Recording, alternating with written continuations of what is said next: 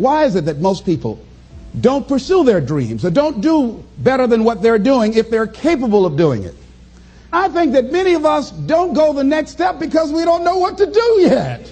And I say that the reason that we don't even explore the possibility of what to do is because subconsciously we don't believe that it can happen for us, and we don't believe that we deserve it. How much time do you spend working on you? How much time do you spend every day working on your dream? In the last 90 days, how many books have you read? In the last year, what new skill or knowledge have you acquired? What kind of investment have you made in you? So I'm saying that as you begin to look at where you want to go, if you want to make it today, and things are changing so fast you have to literally run to stand still, I'm saying that you've got to make some conscious effort to begin to work to develop you. Here's something else. Most people are not living their dreams because of fear, ladies and gentlemen. I was in Columbus, Ohio yesterday speaking for a particular Ohio department. A young lady named Karen who greeted me, who organized the event. Very talented, very skillful. And she was talking about she wanted to become involved in the consulting business. I said, why aren't you doing it? I said, you have the abilities. I said, you're not here because they like you. You're here because you're doing the job. You're making things happen. And she came up with all kinds of ideas, but finally she said, I guess I can't see myself doing it. I guess I'm afraid. Fear, limited vision, and lack of self-esteem is what keep most people doing things they don't want to do. I flew from Columbus, Ohio to Denver, Colorado to a major communications company. And the person that picked me up at the airport told me about the fact that the company was planning on having a major downsizing. And they offered some of the employees there an early retirement, and some of them will earn as much as $300,000. And they said, this is the last time that you can take this offer. If you don't do it, when we have the downsizing, you might be among those who will lose their jobs, and all you will get is your severance pay. And only 50% of the people who were eligible to take the $300,000 took it. The others were afraid to take a chance on themselves. The others couldn't see themselves beyond that company. They couldn't see life after that company. The same reason that people stay in relationships where they're abused or they're unhappy or it's unfulfilling. They can't see themselves beyond that relationship. They can't see themselves enjoying life without that person. They think that this is all that they can do. The same reason that people get stuck at a certain level in life. They can't see things being better for them. And they think that this is it and this is all they deserve. This is all they've ever seen. It's been passed on to them. And they think that this is it for them. Oh, no. I was looking what Dr. Blanton, Smiley Blanton, who is a colleague of Dr. Norman Vincent Peale, what he said about fear. He said, fear is the most subtle and destructive of all human diseases. Ladies and gentlemen, fear kills dreams. Fear kills hope. Fear put people in the hospital. Fear can age you. Fear, ladies and gentlemen, can hold you back from doing something that you know within yourself that you're capable of doing, but it will paralyze you. And it seemed like you're in a hypnotic spell. And I ask you a question, what is the benefit? What's the benefit of allowing fear to hold you back? What's the benefit of giving up on yourself? Of not stepping out on life and taking life on? What is the benefit for you? What's the plus in that? It's one of the things I had to ask myself. So I didn't want to make any mistakes. I wanted everybody to like me. I wanted to be perfect the first time I did something. It's not going to happen. You're going to make some mistakes. You're going to hurt some folks' feelings. You're going to create some enemies whenever you decide that you want to begin to take life on. You've got to ask yourself, how long am I going to allow this to hold me back? I like what Zig Ziglar says. He said, fear is false evidence appearing real. That is an illusion that we create in our mind. It is a state of mind that can be changed. So let's look at how we can begin to take some steps to restructure that fear, to begin to expand our visions of ourselves, to begin to increase our self-esteem. Webster said that self-esteem means confidence and satisfaction in oneself. Look at your life right now. Whatever you've done up to this point in time, your life is working. Whatever you have produced, it came out of you as a result of the kind of person that you have become. It's a result of your choices. It's a result of your consciousness. Now you have to ask yourself, are you satisfied with what you have produced? Is this what you want? Would you like for things to be better than this? Do you believe that you deserve better than this? Or are you content? This is it. You don't have to do anything else. That you've already resigned yourself in life and say, well, I'm happy. I'm not starving like the people in Calcutta. Are you allowing yourself to get off the hook like that? Or do you believe somewhere in the back of your mind or in your heart that there's some other great work for you to do? There's something else that life has for you. And that's why you're here. How do we handle this fear factor? How do we increase our self-esteem? You have to begin to fortify yourself. How do we do that? I believe that you have to begin to consciously monitor your inner conversation and start talking to yourself. Start building yourself up. Sometimes the only good things you will hear about you are the things that you say to you. Young lady that was in the audience this afternoon said to me, I told myself yesterday for the first time, I'm proud of me. And she said, I felt good about that. So I'm saying learn to be your own booster. Start building yourself up. Start encouraging yourself. Start saying, I can do this. I can make this happen. When I started thinking about becoming a speaker, I said, yes, I can do this. I can make this happen. When I start trying to convince myself I can be a businessman after flopping and failing and losing thousands of dollars and feeling stupid and dumb and having people take advantage of me because of what I didn't know. I had to talk to myself because people were saying to me that I was dumb. And somewhere in the back of my mind, I was saying, you're right. Look at what I've done. I had to say, no, Les. Hey, come on, man. Get yourself together. You can handle this. You just haven't figured it out yet. It's all right. This is your training period. This is the tuition you have to pay for what you don't know. You can do this. Other people have done it. It doesn't take an Einstein.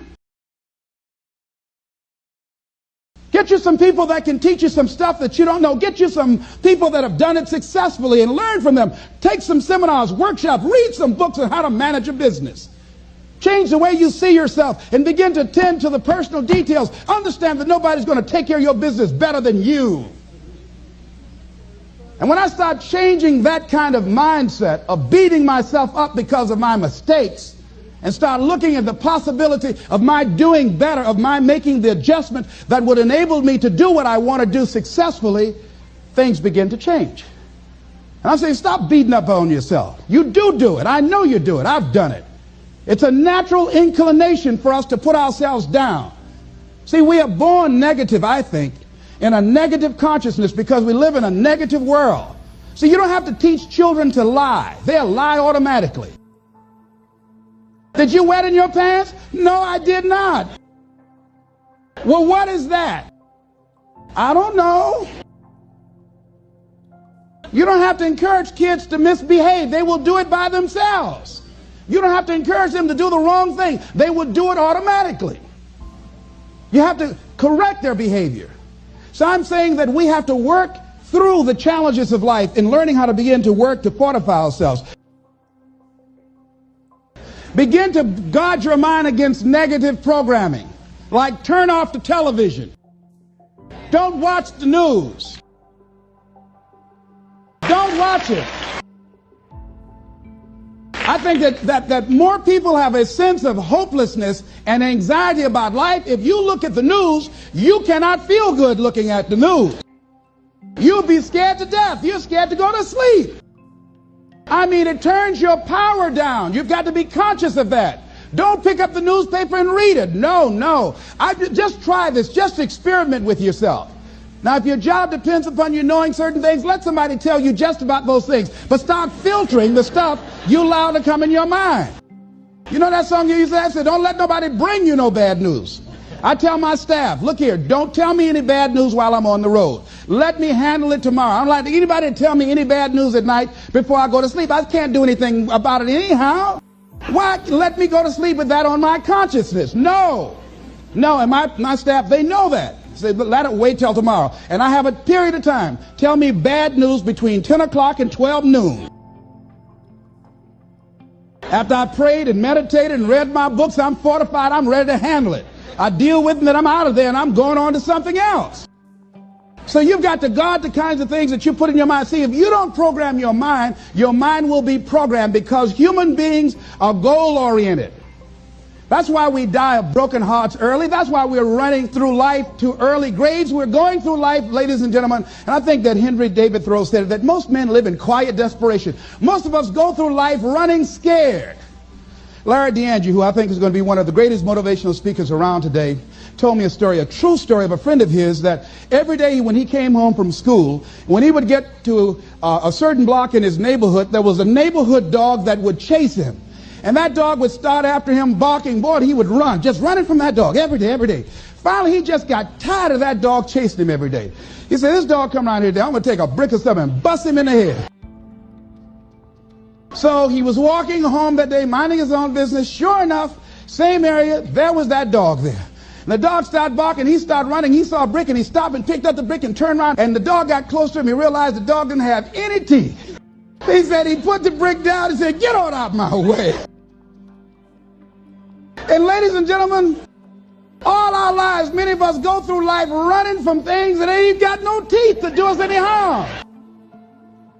Haven't you been afraid to do something and then after you did it, you say, whoa, if I'd known it was this easy, I would have done it before. Haven't you ever had that experience? Raise your hand. Absolutely. So we created this in our minds, false evidence appearing real. We made it real in our minds. That's why Churchill said there's nothing to fear but fear itself. That's the destructive monster. So turn off things that can contribute to your fear. Turn a deaf ear to people that all they can do is talk about how negative things are because they have bought into the consciousness of the world. Start attending workshops, seminars, listening to tapes on a daily basis to begin to recondition your mind, to retrain your thinking. Faith comes by what? Hearing and hearing and hearing. Listen to things that can empower you, that can enable you to create a new reality for yourself, in a new life for yourself. You might appear to be strange around most people. You know, most people think you're strange if you're happy today. People say, how you doing? I said, better than good. Whoa, what's wrong with him? Just go around smiling and watch people. Look at this. Is this a weird guy over here? Because most people don't smile. Watch them. Look at their faces in the morning. Here we go, another Monday morning. How you doing? Haven't had my coffee yet. Don't ask me. See, these people have not found their purpose in life. That's why they're grumpy. That's why they're miserable. That's why they're so negative. They're hurting and they want to hurt other people. So start practicing using programs for your mind. Seminars, books, workshops. Keep a journal. Record your thoughts. What's happening with you? Every day when you get up, have a journal near you. I use a Jack Boland journal so that I can write down my ideas. I keep it by my bed so I can write down my thoughts. See, ladies and gentlemen, we get 3 to 4 thoughts a year that if we would act on those thoughts, they could change our life. Don't say, well, I'll remember that. No, write that thought down. I got a thought today I wrote down. A friend of mine is in the hospital. His morale is low. They're talking about amputating his foot. He's got to feel very bad.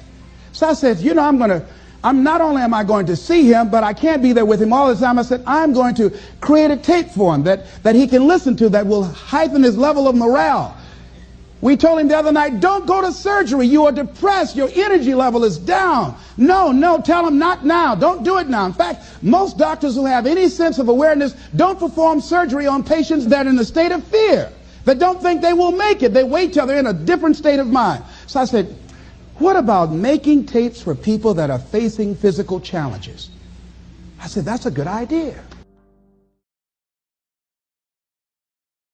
See, there are ideas that can come to you out of things that appear to be negative. I have a friend out of Chicago, just met him. He's 23 years old. And this guy, he went financially bankrupt. 2 years ago, ruined his credit. Guess what he decided to do? He found a blessing in it. He wanted to restore his credit. It was very challenging, very difficult. And he realized that a lot of other people during these particular times had ruined their credit. So now he started a credit repair business. Last year he earned over $100,000 helping people to restore their credit. I met a young lady who attends this church, that she was at her father's funeral and she was putting flowers on her father's grave, and she looked around and saw the other grave sites. They did not look well groomed and they were not attended to on a regular basis. She started a grave site maintenance business.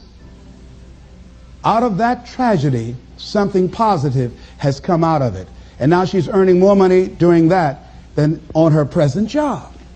What idea are you sitting on? Write your ideas down. And then, once you get that idea, take the leap. Hello? Take the leap. See, a lot of people get the ideas and just walk around with them. Have you ever had an idea and all of a sudden you looked around and somebody had that idea and gone with it? Take the leap. See, it's out here in the universe. If you don't take the plunge, I guarantee you, somebody else will. Take the plunge. Go into action. And ladies and gentlemen, you will be surprised at how things will come together. You'll be surprised. Now, you're going to have some difficult challenges. I can tell you that now. Be aware of that. Things are not going to work out exactly right. For a time they will, sometimes. And that's when life is just playing a game with you. I want you to feel good and relax. And then after a while, say, okay, the honeymoon's over now. And then life will come over there and slap you side the head. Say, what you doing out here? Well, this is my dream life. Is that right? Come over here a minute. Oh, you went to the seminar, huh? Come here. I can tell you that. But ladies and gentlemen, go into action with your dream. And don't avoid where the fights are. Get in the midst of the fight. And get some hickeys on your head. Get knocked down so you can learn how to fight, so you can hold your position. See, most people don't get out in the arena of life because they don't want to fight. Most people don't get out there because they don't want to get knocked down. They don't want to be dropped to their knees. But see, you're going to be dropped whether you're on the field or whether or not you're sitting on the sidelines. You're going to be dropped. So at least get dropped for something. Don't get knocked down while you're sitting down. See, that's how most people are spectators in life. You don't want to be a spectator. You want to get out in the field where the action is. And you will be amazed. After the struggle, there will be a calm period and things will begin to click for you. Come out here with what you got. You don't have enough money? Don't worry about it. You got the dream. You got the idea. You don't have enough resources? Don't worry about it. You need some help? Don't worry about it. You get out here in the arena, someone will look at you and become inspired and say, hey, can I help you? But if you're sitting up on the bleachers, nobody's going to ask you anything. It's as if we're all a piece of carbon that can be a priceless diamond, but we all have the value going in, and all we have to do is cut and shape it. With what? An identity. What identity? Each human is born with 5 to 7 major talents. Do you know what your 5 to 7 are minimum? The ability to hold a scalpel steady is inborn. Tweezer dexterity is inborn. Finger dexterity is inborn. The ability to deal with words is inborn. Colors and shapes and spatial relations are inborn. They need to be brought out of the soil and watched and developed. What are yours? Sure, there are your hobbies, but you can earn money with them as well. And even if you don't, you want to spend more time doing what you love, your identity or your talent, strengths, and a positive label. Competence can make up for all three. If you didn't have a winning family, if you've never felt worthy, and if you don't know what your identity is, you can still become a champion by competence. That's called self-efficacy. When you begin to do something and it gives you a feeling of control over the outcomes of little things, local competence creates global risk. In other words, when you do something locally that's successful, you want to take on more responsibility and risk. And therefore, self-trust is your ability to solve minor problems and then bigger ones. The key to self-esteem is the ability to take your value and pay it forward or pay it out, and to be able to accept it when it's paid to you. And many of you have known through the years that all of us who talk about it say that one of the biggest tip-offs on self-esteem is eye contact when you're talking and listening without looking down and away. A child who can raise his or her head up and look you in the eye, reach out his or her hand, look you in the eye, and give you their name. Hello, my name is, and mean it. Even liking the sound of their own name. When you make a telephone call, you always give your own name first as you're calling. Why? Value, available, to serve, to be remembered. When you're answering the phone, you give your name, even at home. Why? They may not know you're there. They may not know it's your home. So you tell them who you are. I know my kids have said, "We know, Dad, just checking." Because I give my name, Dennis Waitley. I remember writing my first book, The Psychology of Winning. It wasn't any good, so I left it in the drawer for 5 years. It wasn't the book wasn't any good, the author wasn't. There's a difference between what you do and who you are, and if you don't feel worthy as an author, you just can't get anything published. And I remember sending, like all authors do, you remember Stephen King, you remember what happened with Carrie, you remember that he sent it out 15 times, you remember how many times it was rejected, you remember when the baby got sick, you remember when they pulled the phone out, remember he was making $50 a week working in a laundry. How would you like to walk into a laundromat and find Stephen King? Hi, come on in. I'll tell you a story while we're going through spin. He could play an instrument. He played a musical instrument and he wrote, but his wife just got tired. The baby was sick. They had no phone. So she sent Carrie out one more time. So it became the best-selling book and the best-selling movie of that year. And ever since he's done it, it really takes this kind of persistence and accepting any value and paying it out. So when anyone says anything to you of any value, please learn the Olympic way of accepting a gold medal. The Olympic way is to put your shoulders back and say, "Thank you, I appreciate it." If you say, "Just lucky, I guess," they'll know it was. If they say, "Great golf shot," and you say, "Closed my eyes and swung," they'll say, "Right on, duffer." If they bring you a present for your birthday, please don't say, "Oh, you shouldn't have, you spent too much." They'll think they did. And otherwise, you won't get a raise either because you may not be worth it, your humble self. Humility is serving others with grace. Humiliation is where you're constantly knocking the product, believing that if you knock yourself, you'll be a steward. No, you won't. People always listen to the way you explain yourself, the way you talk about your problems, the way you communicate. It's a tip-off. Self-esteem is the ability to pay value forward and accept it graciously when paid to you. And a lot of it has to do with the way you talk. So you can accept it comfortably. You can praise and critique performance without feeling rejected. You can reinforce good behavior and boost it if it's a failure. Being clean and neat is a tip-off. People who hurt themselves don't like themselves. People who help themselves like themselves. Eye contact, communication, and positive self-talk. You've heard it 1,000 times, but in a minute I'll give you the Olympic way. I believe that winners believe in their dreams when that's all they have to hang on to. I believe that what gets in the way is fear, and fear is always of catastrophic danger. Fear is obviously of rejection. Fear is of failure and of change, the unfamiliar. The unknown, the unfamiliar, the rejection. The bottom one is where I've been stuck. Most speakers claim they're raised in a poor family. I was. My father was a penniless alcoholic, died of lung cancer and cirrhosis of the liver. He said, "These things will kill you," and they did.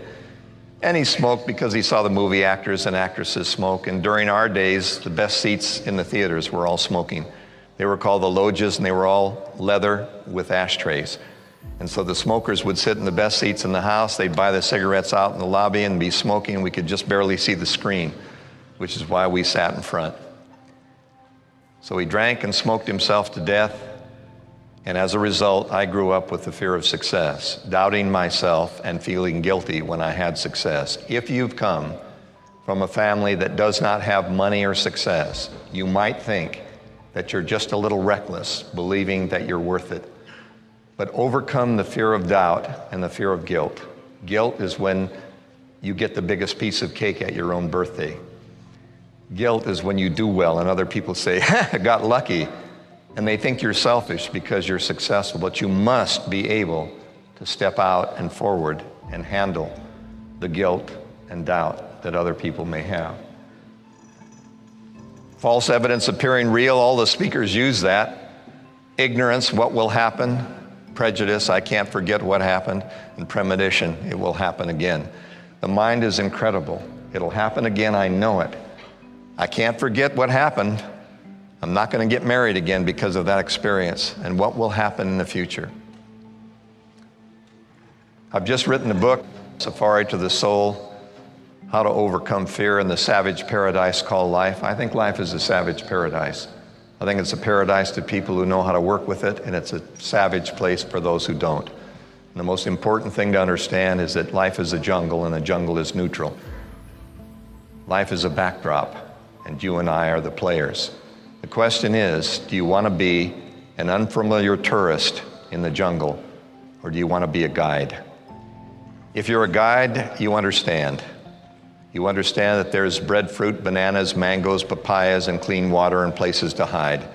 If you're a tourist, there are black mambas, yellow mambas, scorpions, lions, tigers, and there's malaria and yellow fever. There's all the dangers if you're inexperienced. If you're experienced, you see the potential. If you're inexperienced, you see the danger. Knowledge, training, skills, and experience overcome fear. You get role models, coaches, and mentors. They help you learn the correct swing. And then you gain courage and confidence with knowledge and training. The best way to overcome fear is knowledge and action, and that's why you're here. You're here to eliminate the fear of the unknown, the fear of rejection, the fear of change, and the fear of success.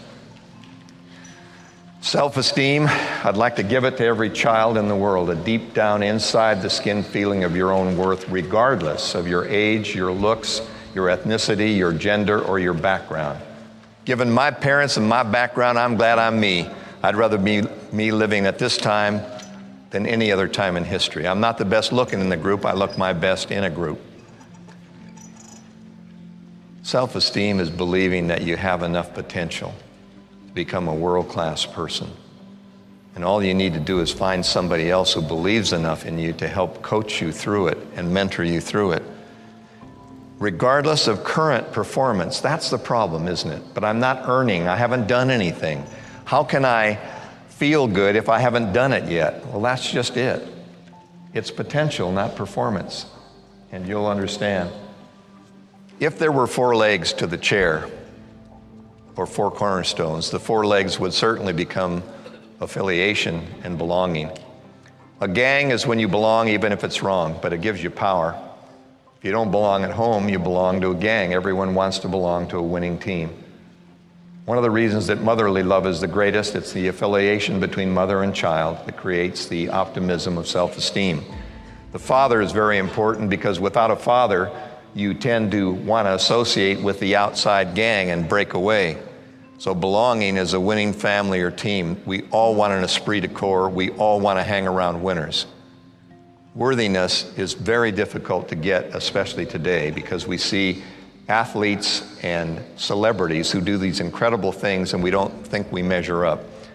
If you have children still, make sure you go into their room just before they go to sleep and create a straitjacket out of their sheets and blankets.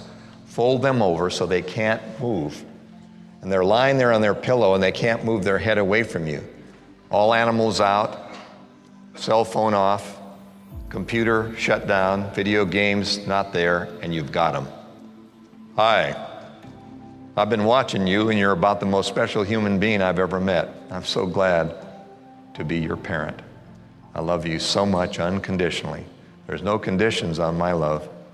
I love you so much. And having a feeling of worthiness, regardless of what you're doing, is the underpinning of unconditional love and built-in value. The most important opinion you'll ever have is the one you have of yourself. No one looks at a photo of you with such scrutiny.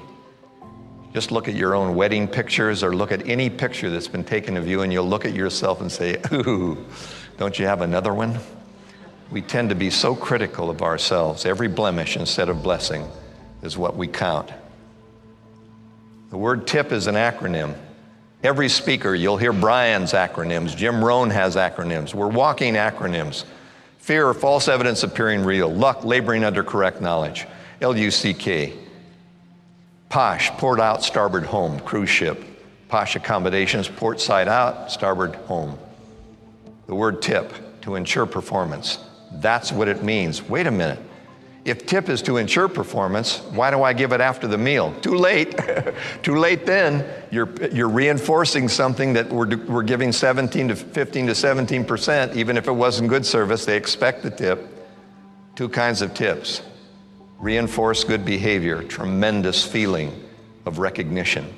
But the best tips are given before anyone does anything because it raises the level of expectation in your children, your associates, and in you.